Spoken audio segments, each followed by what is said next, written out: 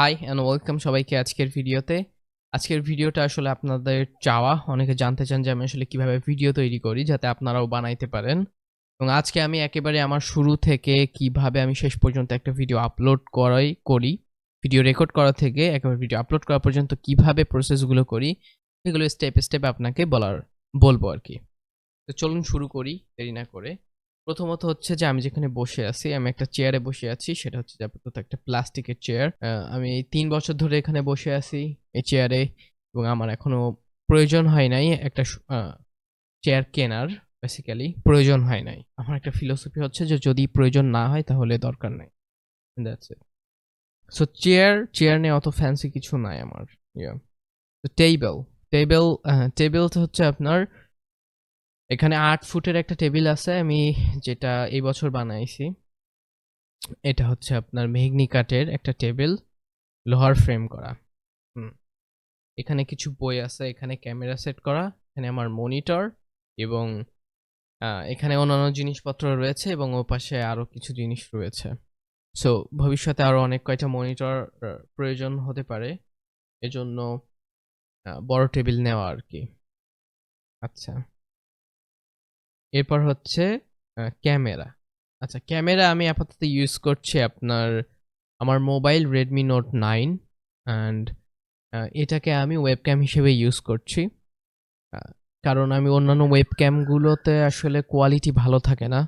এরপরে আপনি যেকোনো আপনি যদি ফোন থেকে ইউজ করেন তাহলে আপনি যদি ভালো একটা আপনার কি বলে ওয়েবক্যাম ইউজ না করেন, ওয়েবক্যাম সফটওয়্যার আমি বলছি, তাহলে আপনার কোয়ালিটিও কিন্তু এমন ভালো আসবে না। সো আমার আ এখানে 180 পিক্সেলেই আমার ভিডিও কোয়ালিটি রেন্ডার হচ্ছে। কারণ আমি যে সফটওয়্যারটা ইউজ করছি সেটা হচ্ছে যে আইরুন ওয়েবক্যাম। আমি এখানে লিখে দিব। আ এটা আপনি ফ্রি পেয়ে যাবেন, সমস্যা নাই।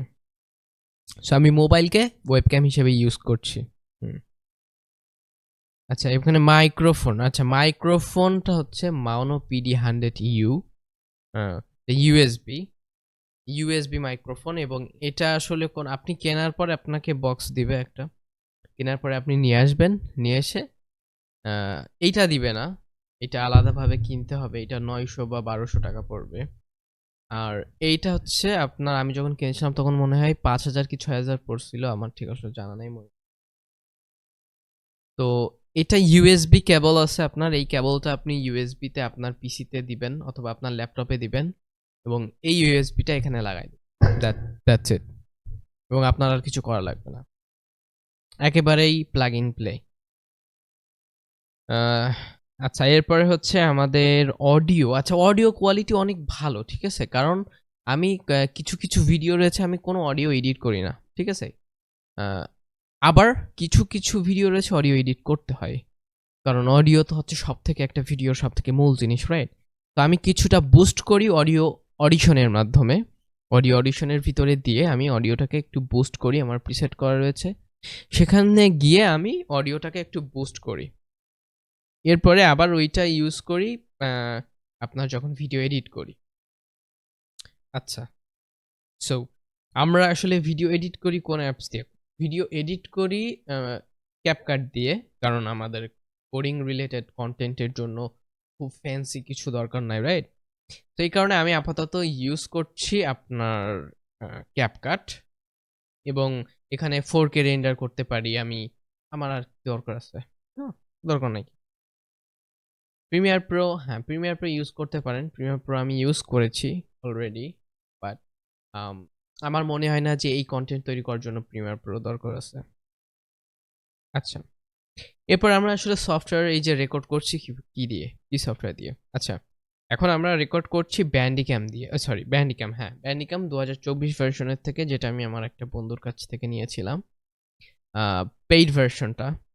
তো আপনারা এটা ইউজ করতে পারেন। Bandicam আমার দেখা মতে আমি সবথেকে Bandicam টাকেই সবথেকে ভালো পেয়েছি। আমি যখন একেবারে শুরুর দিকে কনটেন্ট বানাতাম, যখন আমি ২০২১ সালের দিকে, তখনও Bandicam আমি ইউজ করতাম। কারণ কিন্তু তখন ওই যে সামনে লোগো থাকতো কারণ এটা পেইড ছিল না।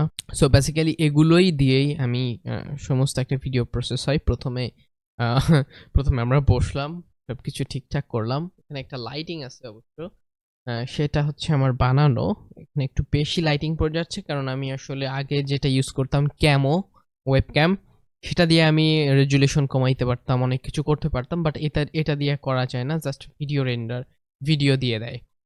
আম, এটা ভিডিও আপনি আবার ক্যাপকাটের ভিতরে নিয়ে গিয়ে ভিডিও এডিটিং করতে পারেন, সমস্যা নাই। ব্যান্ডিক্যামের ভিতরে গিয়ে আপনি আবার এখানে এডিট করতে পারবেন, সমস্যা নাই ভিডিও। বাট ব্যান্ডিক্যামে এখন রেকর্ড হচ্ছে 6 মিনিট হয়েছে।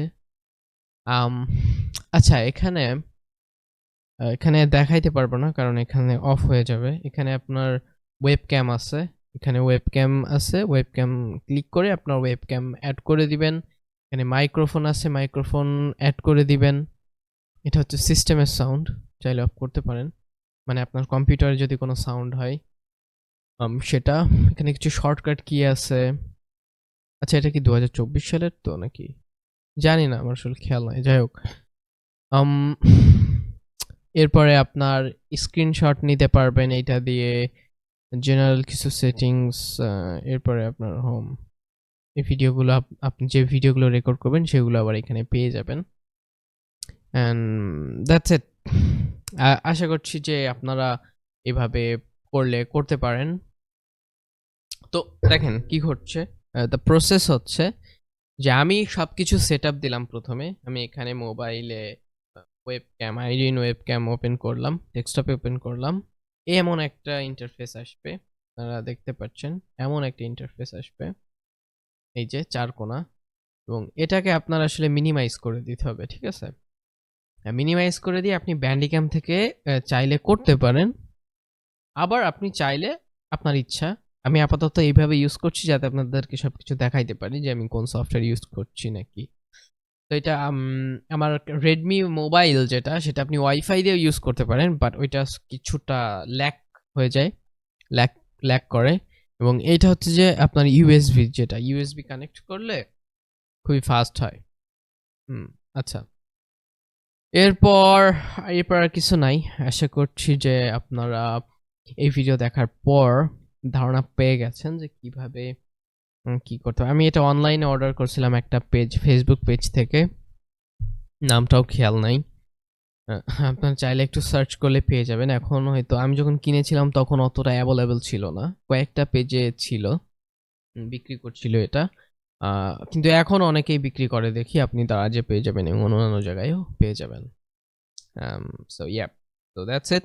আশা করছি যে আপনারাও ভিডিও বানাবেন এবং মানুষকে শেখাবেন যে আপনারা শেখেন।